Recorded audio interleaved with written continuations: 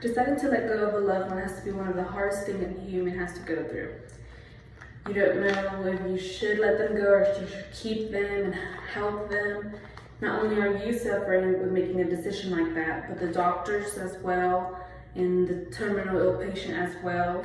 The doctors, because they were taught to help others, to cure others, and they have to make a decision this big to go against their morals to help that patient. Assisted suicide is not an option, but one has to agree with that it should be. If you were on your hospital bed without being able to live right because of terminal illness, you'd want the option to end suffering, expenses, and everything else. The research that I have done has made it more than visible to the audience and anybody else why those with a terminal illness should be given the option of assisted suicide. Not only is it part of our natural rights to life, but it would end all the pain one has to go through and then all the debt and expenses owed. Unfortunately, there isn't any cure for a terminal illness. This is forever. Medicine has to be bought, doctors have to be seen, very constant, because there isn't a cure, and you have to at least try and progress or lessen the pain or anything.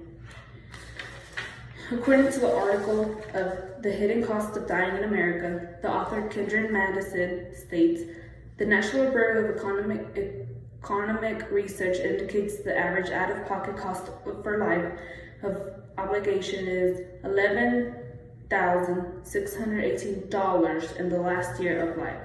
But these expenditures can come from a variety of sources.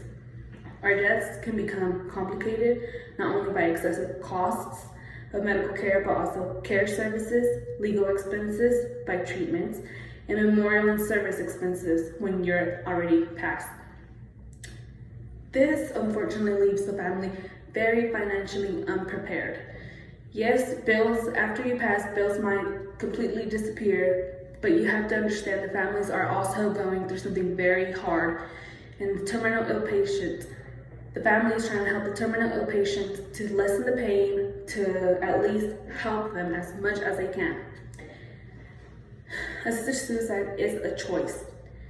In the Declaration of Independence, it is stated that we have a right to life, liberty, and the pursuit of happiness. It is our right. It is our natural right to life.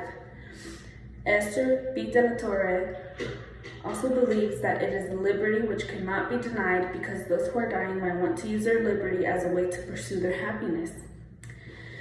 As a terminally ill patient, consider this. They want dignity. They take into consideration their dignity. They know exactly how they're going to pass. They know exactly when they're going to pass. They're going to know exactly where they're going to pass. They know exactly what's going to go on. With the choice of assisted suicide, they take into consideration their dignity and all of the important stuff that you may want to know when you pass as well. You don't want to pass a very extremely horrific way. And assisted suicide, you obviously know what's going to happen. Pain while having a terminal illness is very surreal. A regular person would most likely cry when being scratched, hit, or punched, or any other physical thing hurting them. Now, a non-major scratch and a terminal illness are obviously incomparable. We can't compare, but let's try. With a terminal illness, no one knows exactly the pain of it until you are in their shoes. Yes, it hurts us when we get scratched. Yes, it hurts them because of that illness, that incurable illness, but we don't know.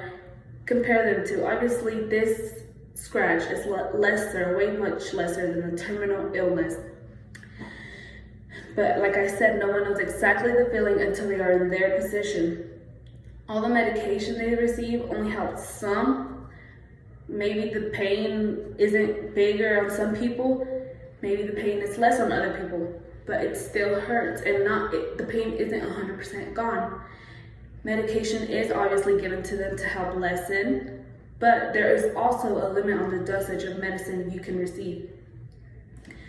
So, I know it is not easy losing someone you love. Not once did I imagine myself supporting assisted suicide. I never crossed into this topic, but once I researched it, I was like, wow, I never thought I would be in favor of this.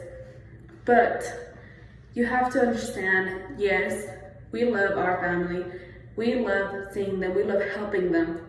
But if they are a terminally ill patient on their deathbed suffering, and you just want to keep them because you believe it's helping them, just don't. If they decide to end their life because they want to, just remember it'll give them dignity, it'll give them peace.